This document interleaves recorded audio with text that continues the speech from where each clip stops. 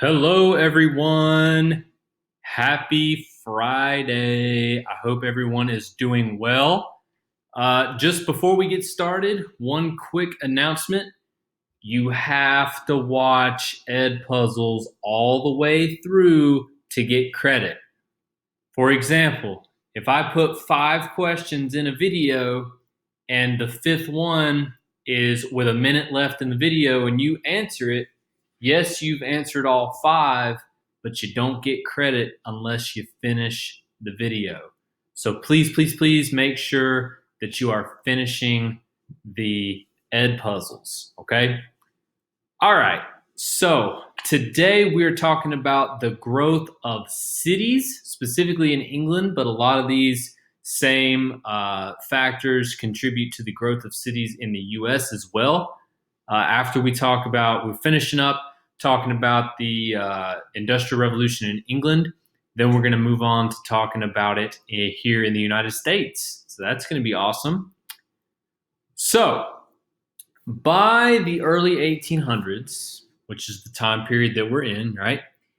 England was seeing a decline in a few things. We were seeing a decline in the death rate, so we got less people dying, seeing a decline in wars, in disease, and in famine.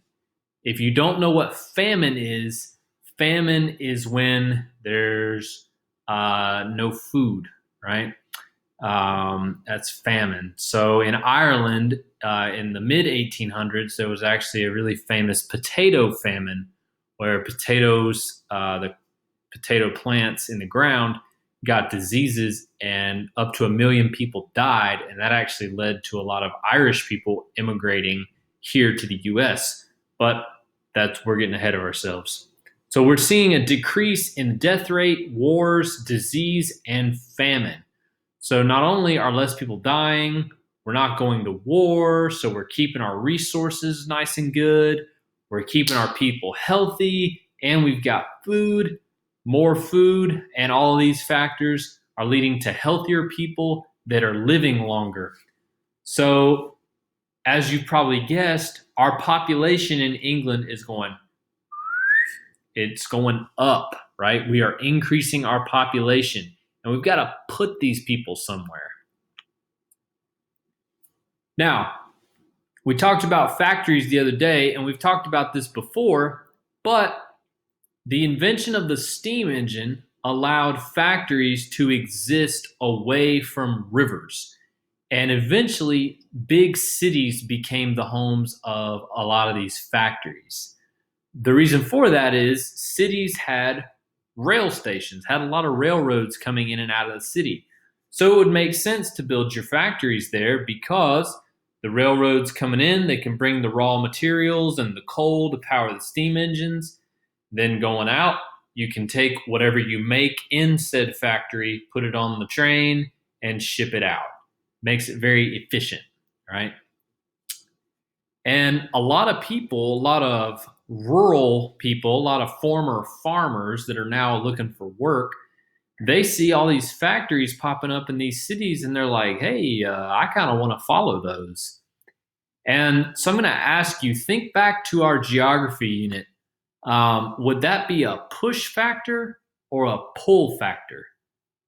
That would people seeing factories and wanting to move to cities, would that be a push factor or a pull factor? So think about that. All right. So here's an example of some population growth in these cities. Now I'm using London because London by 1800 was already a very large city. London, England has actually been a city since England was controlled by the Roman Empire, so it's been around for a hot minute. But in 1800, the city of London had about 1 million people. By 1850, 50 years later, had 2.5 million people. In England, there were 6 cities with between 50 and 100,000 people in 1800. By 1850, there were 18 cities with 50 to 100,000 people, somewhere in between there. And then cities over 100,000 people, Other than London in 1800, there were 0. Then by 1850, other than London, there were 9 other cities in England that had over 100,000 people. So we see this massive, massive population increase. And we're going to see in your assignment for today is actually another Ed puzzle. I know I love Ed puzzles. And you're going to watch a video talking about some of the living conditions that we're going to talk about right now. So, we've got all these people in cities. They're all moving. They all want to get work. It's all going to be good, right? Growth is good. Or is it? So, as you can probably guess, cities became terribly overcrowded. I mean, terribly. As you're going to see in the Ed puzzle that's your assignment for today, or one of your assignments for today, sometimes apartments were crowded to over 10 people to a room. People were having to sleep, pretty much right on top of each other in these rooms because they were not apartments like you think of now. They were not that big. They were small, so you could fit a lot of them in one building, and you cram as many people in there as you can because these landlords wanted to make a lot of money, and they really didn't care how their tenants or the people that lived in their apartments really lived.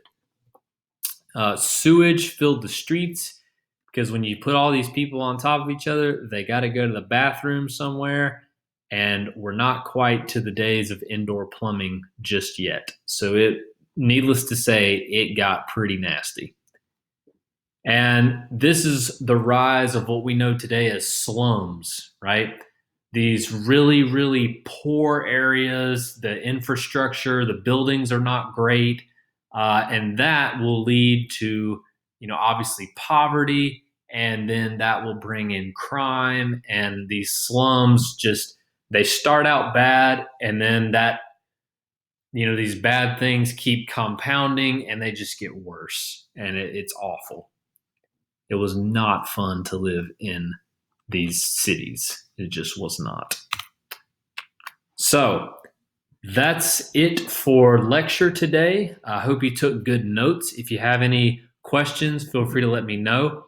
Now, your assignment is an Ed puzzle, or one of your assignments for today is an Ed puzzle, I should say. And what you need to do is you need to watch it. It's going to talk a lot more in depth about the conditions in these cities. And I've added some questions in there, so please watch that. Answer the questions again.